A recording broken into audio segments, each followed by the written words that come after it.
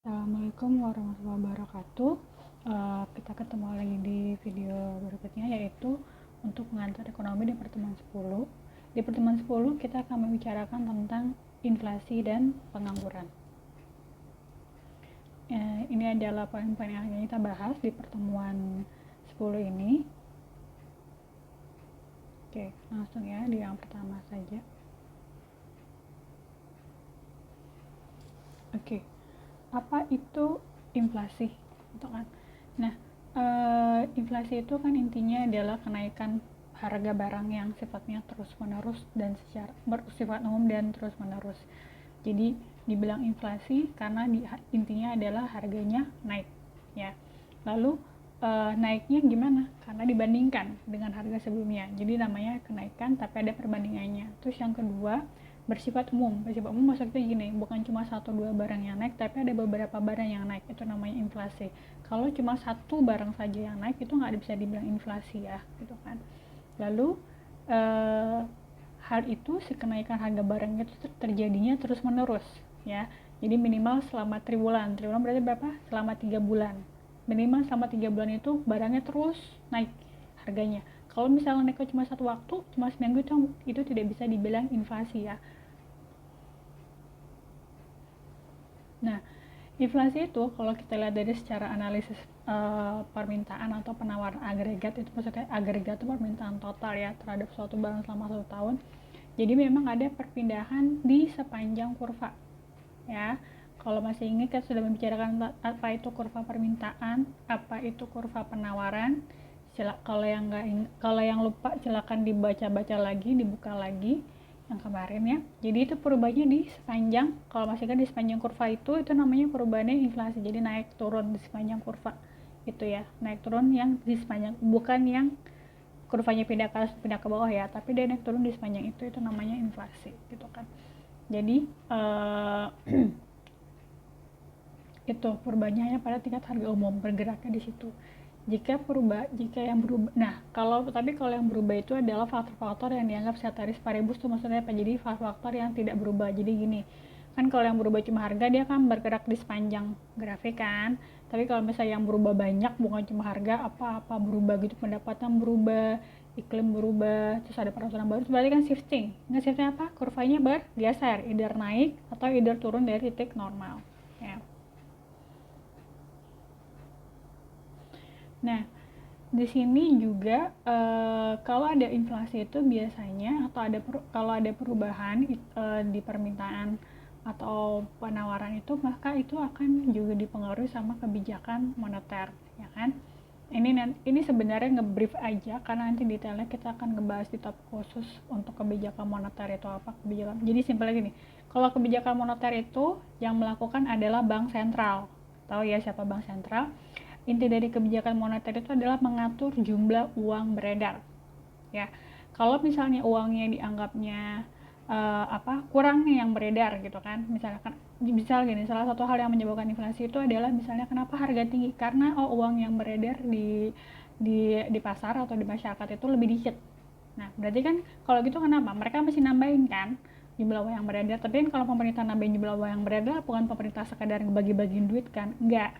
Salah satunya kalau kita simple ingatnya gini, kenapa di situasi pandemik ini pemerintah memberikan banyak bantuan kan, bantuan kayak yang buat kalau KJP, terus ada bantuan yang buat para pencari kerja, itu kan ada uang yang dikasihkan, tujuannya biar apa? Biar perekonomian berputar, biar ada uang yang dibelanjain. Itu namanya, itu salah satu contohnya, itu namanya kebijakan ekspansif, jadi nambahin.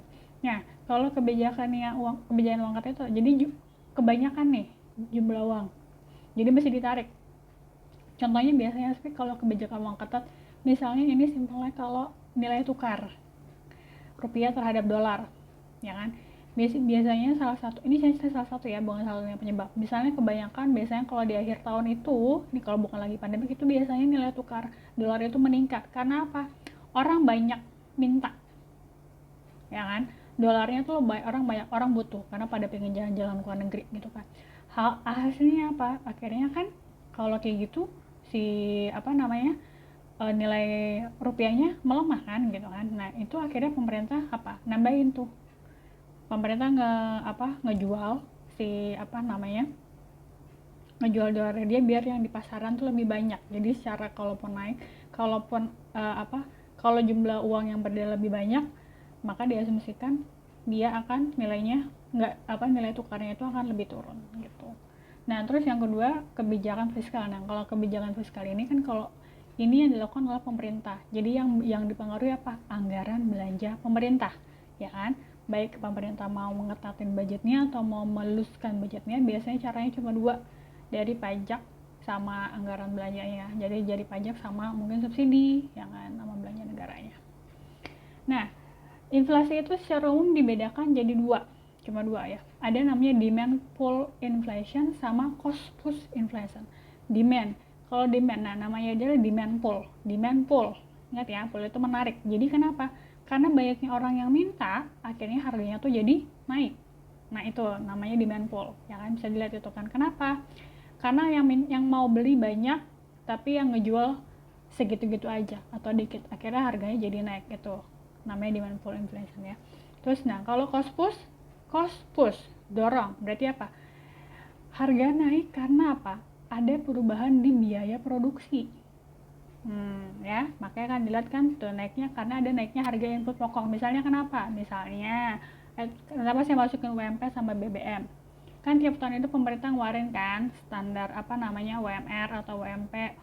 UMP itu upah minimum provinsi, UMR upah minimum regional ya. Nah, di situ kalau misalnya ternyata UMR-nya naik, berarti kan biaya yang dikeluarin perusahaan untuk bayar karyawannya naik kan, itu kan bisa jadi mereka akan naikin lagi harga produknya. Paham ya di situ ya bedanya antara cost push sama demand pull.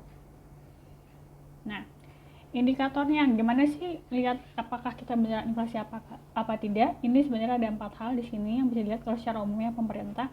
Ada namanya indeks harga konsumen, ada indeks harga perdagangan besar, terus ada indeks harga implisit, ada alternatif dari indeks harga implisit. Jadi intinya kan kalau indeks harga IHK ya berarti terkait barang-barang yang dikonsumsi sama masyarakat kan ya. Nah, berarti itu kalau IHK itu dari sisi sebagai konsumen, pembeli. Nah, kalau IHPB atau Wholesale indeks harga perdagangan besar berarti dari sisi penjual. Nah, kalau GDP deflator itu berarti di tengah-tengah antara itu, bisa jadi misalnya standar harga di globalnya seperti apa gitu kan ya. Terus ada juga alternatif dari selain kedua harga itu istilahnya gitu ya. Nah, secara umum ini simpel aja ya, sebenarnya dampak sosial dari inflasi itu banyak, tapi kalau kita ringkaskan saja ada 3. Satu, kalau ada inflasi maka dia akan menurunkan tingkat kesejahteraan rakyat. Kenapa? Gimana? Karena misalnya simpelnya adalah berarti kan nilai uang yang diterima itu misalnya gini, kalau misalnya di tahun 2019 itu punya gaji 5 juta itu sudah bisa misalnya kalian hidup sebulan, bayar kosan, makan misalnya bisa makan seminggu 3 kali makan daging bisa gitu kan, terus bisa masih ngopi-ngopi, beli-beli Starbucks gitu kan. Tapi begitu ada inflasi, berarti kan semua harga barang menaik gitu kan, bisa jadi kosan kalian mungkin nggak naik tapi kan biaya makan bisa naik. Akhirnya dengan gaji yang sama tapi kalau ada inflasi, mungkin yang tadinya seminggu 3 kali makan daging cuma bisa seminggu sekali. Nah itu akhirnya apa? Kesejahteraan kalian turun kan. Nah itu contohnya. Terus yang kedua, memburuknya distribusi pendapatan. Nah ini gimana? Nah karena kita tahu kan tadi Indonesia ada UMP ada UMR. Perbedaan kan antara pendapatan di daerah dan tiap kota. Dan ada inflasi kan, inflasi itu kan berlakunya umum. Maksudnya bukan cuma inflasi Jakarta, bukan cuma inflasi di Jogja, enggak. Inflasi itu berlakunya secara umum, nasional bahkan global, ya kan. Berarti orang-orang yang dengan UMP-nya misalnya lebih rendah tapi kena dampak yang sama, itu akhirnya memperburuk distribusi pendapatan. Karena bisa jadi tidak semua orang itu mengalami penyesuaian gaji, ya. Terus yang ketiga adalah simpelnya terganggunya stabilitas ekonomi. Ini sudah pasti ya, karena perubahan harganya jadi naik. Berarti kalau harganya naik bisa jadi kan ada perubahan pada buying power, kemampuan beli masyarakat gitu kan. Misalnya kayak simpelnya tadi kita ngomongin daging, misalnya tadinya mungkin satu keluarga itu dalam sebulan bisa berapa, seminggu sekali makan daging, tapi begitu inflasi paling cuma mungkin sebulan sekali atau sebulan 2 kali, itu kan berarti berpengaruh di stabilitas ekonominya itu kan. Belum lagi contohnya seperti itu ya. Stabilitas ekonomi juga apa itu kan tadi kesejahteraan. Stabilitas berarti kan makin gak stabil, karena apa? Karena perubahan harga tadi itu, jumlah yang beli dikit, mungkin barang-barangnya gitu kan, ekonomi. Jadi kayak pedagang mungkin yang tadinya bisa ngejual, awalnya bisa ngejual dalam sebulan dapat dia 20 juta, tapi karena inflasi paling cuma dapat 10 juta yang kayak gitu. Itu namanya kan keganggu stabilitas ekonominya ya di situ. Nah, lalu sekarang kita ke pengangguran. Kita ke pertama dulu, yaitu siapa sih yang digolongkan pengangguran gitu kan. Nah, jadi kalau kalian ini kan berarti kalian semua tuh termasuk kategori ya di sini. Berarti intinya ada gini, orang yang berusia kerja. Usia kerja itu berapa? 15 sampai 64 tahun.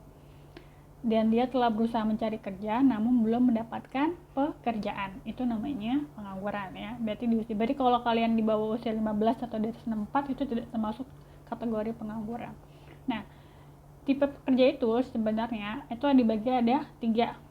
Unemployed atau yang tidak bekerja, atau orang yang nggak bekerja atau sedang mencari kerja digolongkan sebagai unemployment atau tidak bekerja. Ya, berarti seperti kalian ini, kalau mahasiswa yang kalian di rumah ini bukan nggak punya S9 berarti namanya unemployed.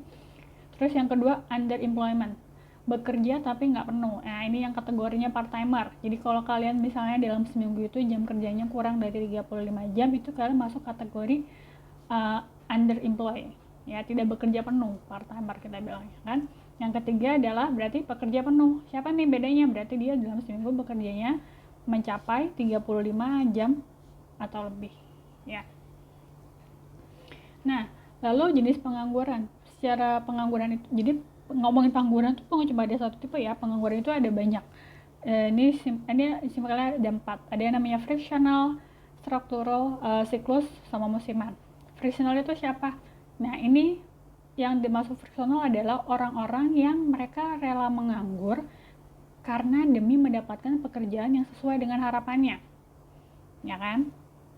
Misalnya kalian tinggalnya di Depok, maunya nyari kerjaan yang di Depok juga, atau mungkin yang kalian orang daerah yang tinggalnya di Padang, makanya begitu lulus maunya dapat nyari kerjanya di Padang, yang kayak gitu. Itu contohnya yang kayak gitu. Jadi mereka memang yang dengan sadar menganggur karena demi dapat kerjaan yang sesuai dengan harapannya, atau yang itu kan masalah jarak, atau yang pengen yang gajinya sesuai, atau yang punya fasilitas sesuai, itu terserah. Itu bisa kategorinya fractional. Secara total pengangguran fractional ini jumlahnya tidak melebihi 4% dari total pengangguran yang ada di Indonesia ya. Lalu yang kedua yaitu pengangguran struktural. Nah, mereka dibilang pengangguran struktural kenapa? Karena mereka tidak memenuhi prasyarat perusahaan. Nah, jadi kenapa? Berarti memang mereka menganggur karena apa? Karena ditolak sama perusahaan-perusahaan. Karena dianggapnya tidak memiliki capability, tidak qualified. Itu namanya pengangguran struktural ya. Beda ya sama yang fractional. Kalau yang fractional tadi, kalian qualified tapi kalian sadar untuk menganggur ya. Lalu siklus, pengangguran siklus apa? Ini diakibatkan karena ada perubahan perubahan tingkat kegiatan ekonomi. Simpelnya yang contohnya adalah sekarang kan bayar tol itu jadi pakai kartu ya kan. Sekarang akhirnya jumlah petugas penjaga tol itu berkurang ya nggak. Nah, itu contoh pengangguran siklus. Jadi berkurangnya, jadi ada pengangguran karena ada perubahan kegiatan ekonomi yang kayak gitu contohnya ya. Simpelnya. Terus yang keempat pengangguran musiman. Nah, ini biasanya fluktuatif. Jadi kalau jangka pendek ini biasanya misalnya contoh adalah orang-orang yang mereka tuh misalnya kayak petani atau misalnya nelayan gitu kan. Ke petani kan kalau lagi udah biasanya kalau nunggu habis dari musim panen ke musim tanam tuh mereka sengaja nganggur istirahat. Nah, itu kan jadi kan namanya musiman kan yang kayak gitu ya. Contohnya jadi karena itu jadi jangka pendek mereka biasanya nganggur tuh habis masa dari setelah panen sampai nunggu masa tanam tuh mereka memang sengaja nggak kerja, istirahat istilah kata, tapi kan masuk kategori mereka pengangguran musiman ya di situ. Nah, oke. Nah, itu aja di pertemuan ke-10. Lalu pertanyaan diskusinya adalah kenapa inflasi itu selalu dijadikan sebagai indikator dalam menilai perekonomian suatu negara? Yang pertama, Terus yang kedua, apakah ada nggak sih dampak bagus dari inflasi terhadap jumlah kesempatan kerja? Kalau ada apa? Oke. Terima kasih. Assalamualaikum warahmatullahi wabarakatuh.